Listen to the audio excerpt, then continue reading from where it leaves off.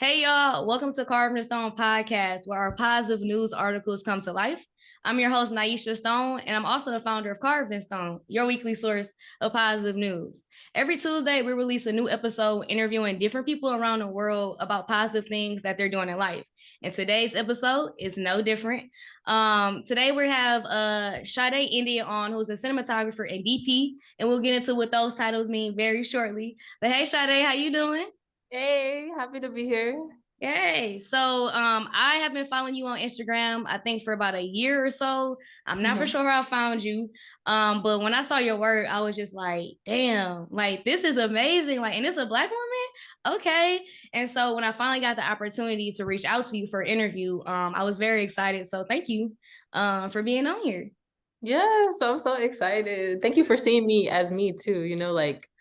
I'm really big on like letting the work speak for itself, but I love when people also align with my own personal mission behind the scenes, because that even makes it hit even different.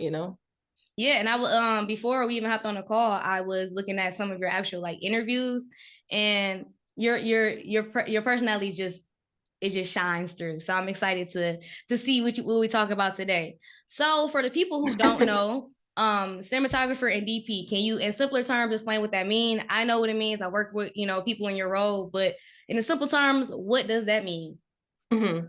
So for me, how I would best describe it is a cinematographer collaborates with the director to create a visual language for a project. And usually that's through the implementation of like a lighting look or a lens look or a certain kind of camera look as well. And so what I kind of do when I hop on a narrative specifically is I'll read the script and instantly I'll immediately know like, oh, what lenses I want to shoot this on, or like what colors I see and what do these colors symbolize. And it's like really just making sure as a cinematographer that I'm grounding all of my technical decisions in like story and like the creativity behind it as well. Cause like some people are very, overtly technically and they want a perfect image. And I think what makes what we do so exciting is that like we get to freak up the image, you know what I mean? Like twist it into our own and like make it represent us in a way as well. So y'all gotta go check her out, by the way. We're gonna get to how y'all can look her up. But I didn't know how important lighting or just really honestly having a cinematographer was when I first started Carvd. So about like a year in, shout out to my friend Eric McCambridge. I think he's the reason I know you. I think he followed you on Instagram. But Oh, wow. this white cinematographer who's from Milwaukee, now lives in California, he shot my video interviews the first couple of years, and he would take honestly a long time to do the lighting. And back in my head, I'm like, this don't matter. Like, why is he taking so long? I'm here, I have my questions. But every time he killed it, every single time. And it made the people feel professional. It made our videos look professional. So can we dive into how did you get into this world? So you started taking photos when you was in third grade. I read that. And so how did you go from taking pictures in third grade to now you working with Issa, you working with the Migos, like you doing this cool stuff. So like let's take it back and how did this all start? I mean, for me, like I think how I initially started in photography itself was in the purest way possible. Like my grandma got me my first Canon T3i when I was in third grade. And if you don't know, it's like that's like a consumer grade camera. It's like kind of like one of the first cameras you get. And a lot of what I learned about photography was just through play, like shooting my family members, shooting my friends, making little documentaries with my friends, like running around town. And like that always kept me grounded. But I didn't necessarily know like, the technicality of it. Like I just knew like what looked cool, like, oh, I like this light here, or I like framing this person this way. But I didn't necessarily have like the technical tools to like take that next step. And so I ended up taking the big move to LA to go to film school out here. And it's like going to film school, you're like, you get this strong sense of excitement, like, oh, I'm gonna finally be with my people, like I'm always like the weird art kid in the corner, like I'm gonna finally be seen by my people. And for me, unfortunately, it wasn't like necessarily that experience where I came to film school out here and it was very much so a boys club. And I didn't know that. Like I didn't know the whole culture of being a cinematographer was very white male dominated. It was always just me and my friends shooting, And so that was like a whole new chapter of my life that I had to learn and explore. And we would have like these things called set safety classes where they teach you like how to build a C-stand, like how to work a camera, stuff like that. And for me, it's like I'd be like peeking through shoulders, like trying to get in, trying to learn, and I'd be scared to ask questions, and for me, I was a very inquisitive child, very imaginative child. Like I want to know as much as I can to help myself feel like be better as an artist. And for me, I always felt like I wasn't in a safe space to ask those questions. And so a big part of my journey was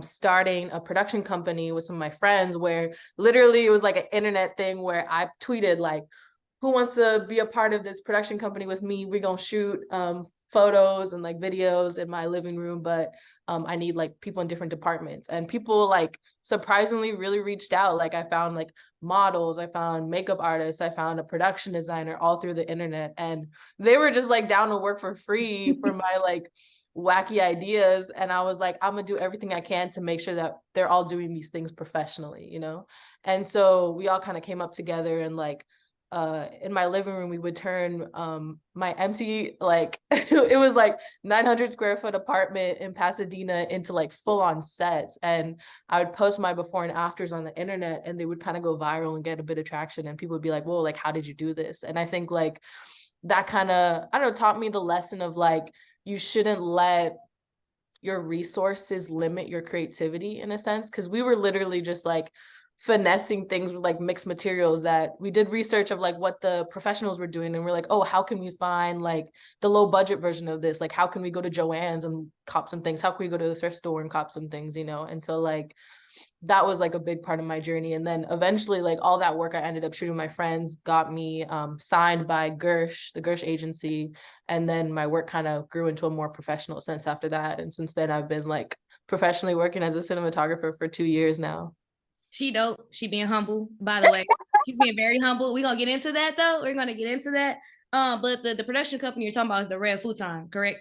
Yes, right here. Yeah, I know. So you gotta brand yourself. You gotta brand. You know that already. You know that. Yeah, there you go.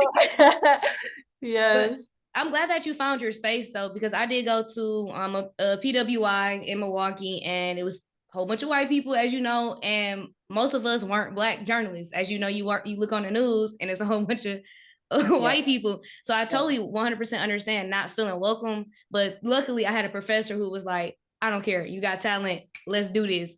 And so it was different, but I'm glad that you were able to use social media and then, like you said, finesse your way. And that's not even a bad word. I think sometimes it has a bad connotation. But yeah, finesse what you have. I have a microphone right here that I got for $60 hooked up to my laptop. Like there's a lot of ways you can finesse things. So since being in the industry, as a professional, what's the difference about being a professional cinematographer than kind of just starting off? Like what were some differences that you experienced, and how did you like get through those?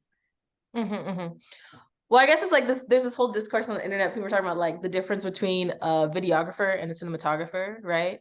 And when I was a videographer, that would be me primarily like showing up with my camera and just finessing and shooting what I saw and like finagling what I could, But when you branch into the role of cinematographer, you have to be much more intentional with lighting, with the gear. There's much more research that goes into it. You're finally given like budgets to really like execute your creative ideas. And so taking that professional leap was like, it's really like all of the dynamics that I learned as a videographer, but like on 10, and you have to be on your P's and Q's, and you have to do the research, and you have to delegate too. Like the biggest part about being a cinematographer is you're in charge. Sometimes I'm in charge of like 100%, 100 people, like body crew type thing. And so like, that's a lot of pressure. So you have to really like be able to communicate your technical vision, but also your creative vision, and be able to like collaborate to reach like a shared goal. Sade, how old are you? 23. Oh, you're 23? I'm 26. So we close. No way. Okay. Yeah. Young people taking over young Black women. I love it. So you're Black, Indian, and Jewish, correct? Yes. So and Caribbean. And Caribbean. I'm sorry. I thought I had it. Okay. So and Caribbean. Because you've lived all across the world, and in the US as well. So how has your background, your ethnicity, how do you use that or make sure that's involved in your work, or do you make sure that's involved in the work that you do? I think that kind of goes more towards like the kind of stories I'm interested in picking up. So like for me, like I'm first generation American. My mom is from South Africa and my dad is from Belize. And so like my mom right now is going through the brink of getting immigration, getting her visa to come to America. And it's been a journey that's been going on for 10 plus years. Not many people know this about me. And so like a big part of the stories I like to pick up are things that like where I see my mother in, where I see myself in. And so like one of my most recent short films called Soñadora was about this young Caribbean woman who comes to America to pursue her dream of dance. And like for me, that was literally my story in the sense that like I grew up in Belize for a big part of my life, and I ended up coming to America to pursue a better education and later find out that I wanted to be a cinematographer. And like it's this weird middle ground where like your heart is still back home, but also like your mind is like moving forward, trying to create structure for yourself, to create legacy for like the Black family structure as well. And so like that influences like the kind of stories I want to tell. Sometimes like I'll reference like I don't know, maybe like lighting scenarios back home, you know, like an auntie's porch where they have like that one flickering bulb on the porch type thing. Like sometimes I'll reference some of the technical from like just like mixed experiences that I've had back home. And that kind of helps it feel grounded too. You know, like a white man from America who's never been to the Caribbean might never even see that little like creative niche. And so like that's kind of what has helped my like background make me stand out as a cinematographer. I think it's important what you just said. Like, we'll never get representation unless we're the ones that's representing ourselves. So like you said, they wouldn't think of that porch light flickering because maybe all their lights work. I don't know, but they don't be on it. Like that's like a Black thing or whatever. Like we like to be on we like to be on porches for one. Like that's where the party at, like, you know. And so Exactly. I think that's very important. So how does it feel for you to not only be representing people that look like you, but also making a way for other people? Because you do work for the nonprofit, can't find the name right now, but a nonprofit. Yes. The nonprofit. So how does it feel for to be in that position where you own, but then you also putting other women on as well?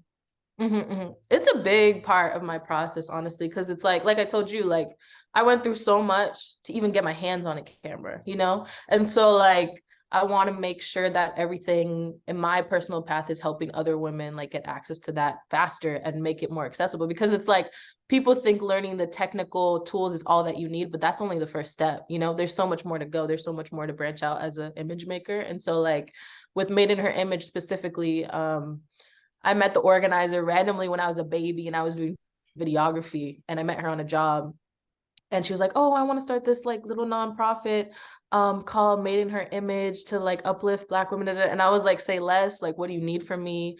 And since then, like Made in Her Image has grown into like this full-on movement, and the founder Malachi has really put in the work to like get us very important sponsors that like you would never think would support people like us, you know. And like people are really like eager to help and uplift like the upcoming and like next generation of filmmakers, because they see the work and they know that it hits different. And so like we're really just at the forefront of connecting those dots and getting people in the room and getting people access to those resources that could really like pivot their career, you know. If you don't know already, you're really dope and you got some great things going on and you have an even brighter future. So before we go into like the cool people you work with in the project that you worked on, can we talk about the technicals? So I kind of know about like a little bit about cinematography. I mean, like the tiniest bit, but like how do you, so say you're shooting a music video. Let's say the Migos. I don't know, because I know you have, or whatever it may be, but let's say specifically as a music video. How do you go about, like, where do you start? Like, do you start with the lighting? Do you start with the image? Like, how do you go about the process of making sure your vision comes to life? For me personally, I always start with like lighting. And so like I'm trying to find a good example. Like for example, we just shot this project for Issa's camp. It's out now, so I can talk about it. But it was Issa's production company did this collaboration with Walmart to like uplift, like I think it was like 10 creators into the world of filmmaking. And so we shot a few courses over the span of like 2-3 days, basically going into like the dynamics of like marketing yourself, like how to work your camera, XYZ. And a big part is like I wanted to make like skin tones pop and like show the warmth in our skin to like kind of show that glow, because it's like to hear these like industry insights from other Black people is like really, really pivotal. And so like I really wanted to make sure like our skin tones were shining, but I also wanted it to feel like the organic look of like Insecure, and you know how they would play with like that like color ambient wash, or like how it would be really grounded in like practical sources in the room. And so like we were shooting on stage and they had like a practical set, and I had like a desk lamp, and I was trying to mock the desk lamp but also cheat the warmth of the skin. And so like with my key light, I made it much more warmer and like softer in texture, so that like we were like still in beauty lighting even though we were in this like professional like teaching scenario. So I think that kind of is like how I inform it. Like I always ground it in story, like how is color going to perceived and how is it going to affect other folks' perception of us? Or like, especially with lenses too, like I'm very big on like leaning into like older vintage glass that has like the more softening texture within the lens, so that it makes us glow in a sense. Because I feel like in the past, like we've just been captured in really gritty, mundane, gloomy, lacking color perspectives. And I feel like a big part of my technical decisions are influenced by like, how can I make positive imagery of Black folks? And like, how is that being implemented through lighting? How is that being implemented through camera and stuff like that? Positive news, y'all. There Positive you go, news. right? There Full we circle. go. I love that because I never going back to the guy Eric. So he's a white guy, but he grew up in Milwaukee, so Black community. And I Right. never once had to tell him who the person was. He would just look at the person immediately. So I'd be like, we have a video shoot and I need you here this day. And he'll always be able to change the lighting to the person's skin tone. And I always thought that was so magical. Like I think that's amazing. So thank you for making that a part of like your work. Cause like you said, that's very important. You go watch some stuff and the person may be dark skin or light skin. It's like, okay, why does she look white? And why does he look like you can't even see him? But they both, their skin is very beautiful.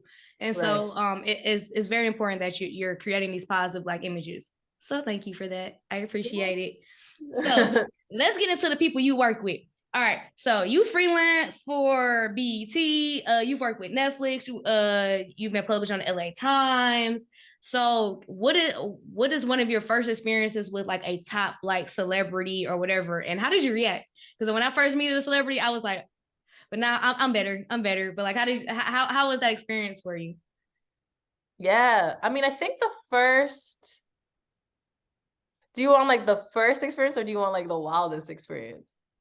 The wildest. Okay, Loki, I think the coolest, I think I could talk about this because not like, I don't know, there weren't really NDAs on this part or whatever, but I was up for this Facebook job and it was shooting Miss Tina Knowles and it was at her house. And I low-key was like geeking because like she literally gifted us with like the greatest woman on earth. And you know, like every all these hive stands on the internet, we all love Beyonce. She's such a big part of like, I don't know, instilling confidence in young Black women. And so like, I don't know, to be able to capture her was personally a really monumental moment for me.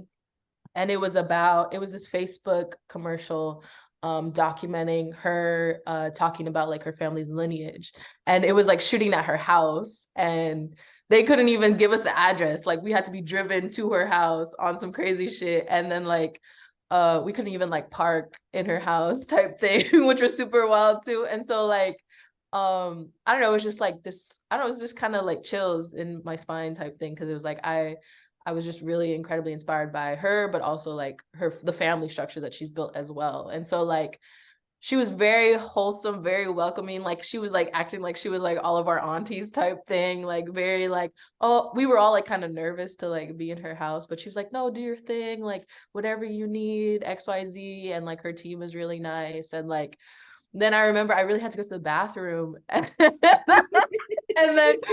then I was like, because production wanted us to use the bathroom somewhere else, but like I really, really had to go. It was like 15 minutes to go to the bathroom. So I was like, I can't drive 15 minutes to go to the bathroom. Like I need to go really badly.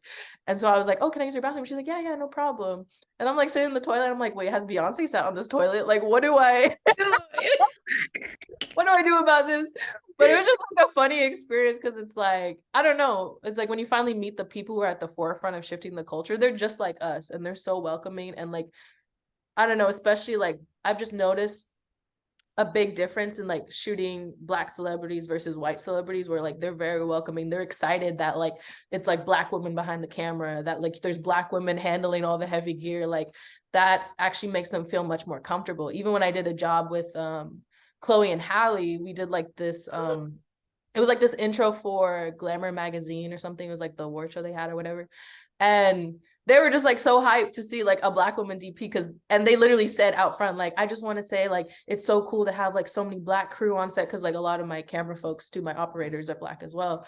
I just want to say it's like so exciting to like actually have like Black women on set. Like this is the first time, and like they've been shooting like their whole lives, you know what I mean? And so it's like being at the forefront of like kind of shifting that is really cool, because I've heard that from so much talent, so many crew members, like, oh, you're the first Black woman cinematographer I've ever worked with. People be trying to like take pictures. They're like, hey, can I take a picture?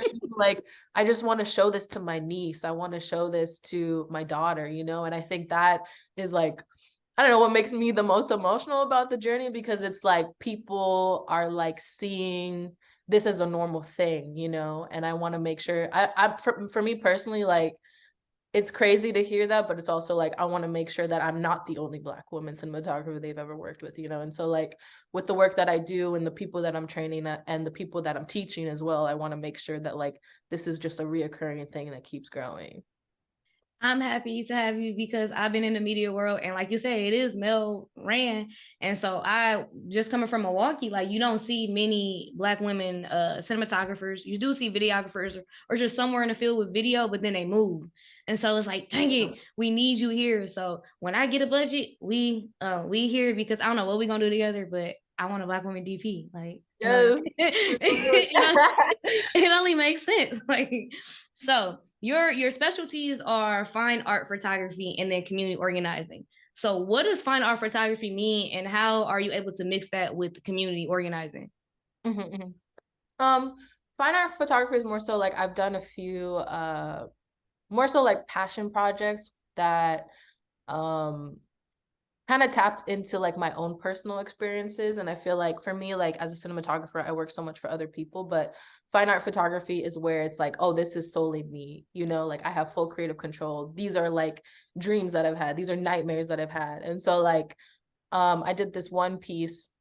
It's on my website. It's called A Weary Performance. And it's about personally how I was feeling coming up in the industry, where I felt like I had to really tap into sharing my traumas to be seen as a Black artist. And so like within the photograph, it's like this man, he's performing on a stage, and then I kind of like I was like kind of referencing like, you know, like the old Coon characters where they had like the big lips and they had like the vibrant green and like red lips as well.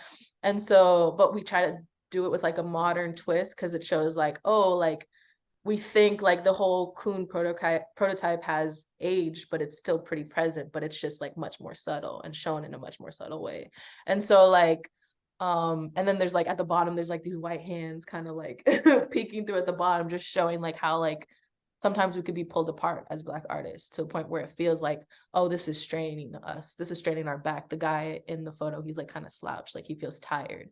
And I feel like that was just kind of a representation of like sometimes how I could feel, you know, because it's like, I do work with a lot of Black clients and Black production companies, but I also work with a lot of white production companies. And that's like what's conflicting is like, how do I find the balance? How do I maintain my sense of self throughout it all? And so like with my fine art stuff, that's like kind of what's gonna be happening in this next year of my life, where I'll be tapping more into my own personal stories and like sharing that through my own personal lens. And then in my community organizing work, that's more so like the work that I do with Made in Her Image and like a lot of the organizing work and events that we do. And then even this past weekend, there was this workshop that we did in, this was with a different kind of group of folks, but we did this workshop up in Glendale in LA, where it was a Black owned studio. And then one of my DP friends, Dom, he was teaching a lighting class. And then another friend of mine in camera, Nyesha, she was teaching like how to build a camera. And then like we were just like a bunch of Black people in a room just like eager to learn about camera. And like you could just, it was just like this powerful sense of community where like, you know, like everyone in this room are going to do amazing things because they're here, you know, because they're meeting people, because they came like with an eagerness to learn. And it was just like wholesome too, because it's like I was more so like a part of like doing the PR for the event and like getting people there. But then like I was just like fly on the wall, just like trying to support the homies teaching, because usually I teach. And it was just wholesome because so many people came up to me like afterwards saying like, oh, I've been following your work for so long, and like you've impacted my work in XYZ ways, and like you really inspired me to like continue shooting, because I never thought I would ever see like people like me doing what like you do. And I was just like tearing up. I was like, yo, like these complete strangers like feel so strongly about me, and I've impacted their lives in ways that I had no idea. And like sometimes I could like be going through my own personal insecurities where it's like, oh, like maybe I should take a break, or I'll just be really hard on myself. But like hearing feedback like that really makes me, I don't know, excited for the future, and like keeps me like inspired to stay consistent, because it's like my work is like impacting people in ways more than one, you know, and that's really dope. Don't ever feel like you ain't doing enough. You're doing more than enough. I'm just gonna keep it up for real. And a selfless plug. So you mentioned PR. It's anybody listening. Carvd does provide public relations and communication services. We do PR, marketing, branding, consulting, and then event activations. Hit us up, Carvd. You know, selfless plug. Yes, as you should. I love it. So, what has been one of your most recent favorite projects, and why?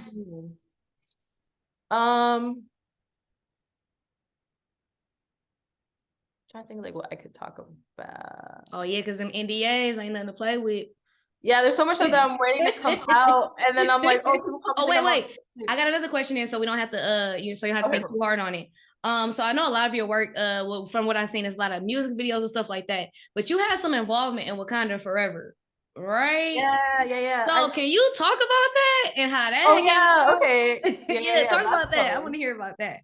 Yeah, that's probably actually one of my most favorite recent projects. So I got hit up to shoot some of the promos for the film, and like what the promos entail are like, it's like all the stuff that you see across social media where they're like, go watch the film, it's in theaters now. And then I shot a few interviews and like game segments, and then just a bunch of just like a master book of just like a bunch of press for the film. And it's been showing like online, it's been showing on the internet, it's been showing on like it's been showing like in theaters like before the film sometimes. And I just thought it was really cool because it's like, I don't know, the first Black Panther affected me so much. And also the work of Ryan Coogler and Rachel Morrison was like a big reference point for me when I was in film school. And so like to be a part of their legacy, and of course like the legacy of Chadwick was really beautiful too. And so like for that, I just got the call and they're like, yo, we want you to shoot this. And like they're like, oh, it's just for a film, Black Panther. And I was like, listen, hold up. And at that point there was no set date for when it was coming out when we shot it. So it was really cool just to be a part of the journey and like to hear about the film before it kind of like came out. And we shot a series of days in LA on stage.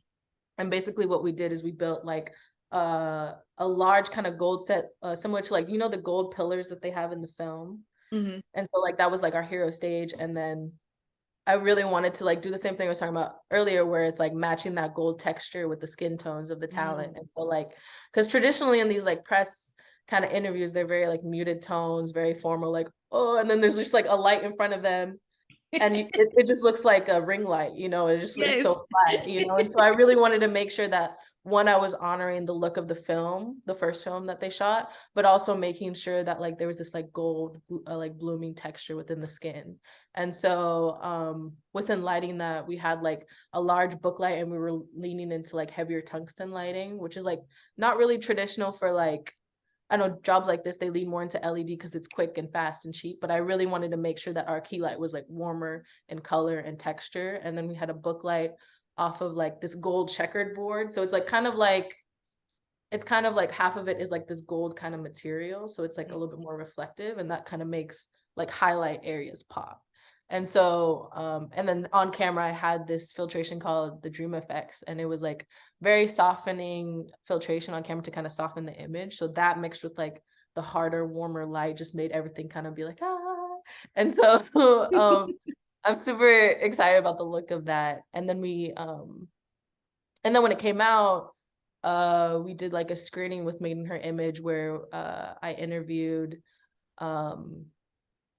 I interviewed like some of the people a part of Made in Her Image to kind of talk about what we do, but then also we like, it was like a free like hosted screening of the new film, and then we showed some of the promos, which was really cool. And so like, I don't know, being able to like shoot the work, but then also like give people access to like see the work as well was like a really cool cathartic experience, because it like kind of mixed everything I was like kind of passionate about. Somebody is going to hear this and they're going to be so inspired by your story. So I Yay. really, no, I really appreciate you. Well, I honestly just have one more question for you, and it's how I end all my interviews. So when people listen to this interview, what do you want them to get from it? Mm. Mm. I think the biggest thing for me is like, it's so important to always be a student, you know, especially in terms of cinematography. Like there's always so much to learn, and there's so much, I don't know, so much to do to challenge yourself. And I think for me, like the biggest thing that's really affected my journey was my vulnerability and like my eagerness to learn and my excitement for the craft. And I feel like if you keep that student energy, even no matter if you're shooting XYZ, you're doing the biggest jobs, you got the biggest budgets, we should still always be trying to expand ourselves and our mindset and our community. And that's really what keeps us grounded through it all. Like I feel like he was clowning on me. I'm very humble, but it's really real. Like humility really keeps you grounded through it all, because it's like even some of the best working cinematographers, they have their off times, you know, where they're not working. And so like it's important that like you're always trying to expand yourself and expand your creativity and make yourself a vessel in a way, because as a cinematographer, you're a vessel for the story, you're a vessel for your director, you know, you're a vessel for your eye. And so like it's just really important to have that mindset, like tapping into cinematography. She gonna stay humble, but she cold. But, but no, that was Sade Ndya, and this is the Carvd podcast, where our positive news articles come to life. Make sure to join us every Tuesday for a new person talking about positive things in their life. And for more positive news, visit carvdstone.com. Yes, thank you so much for having me.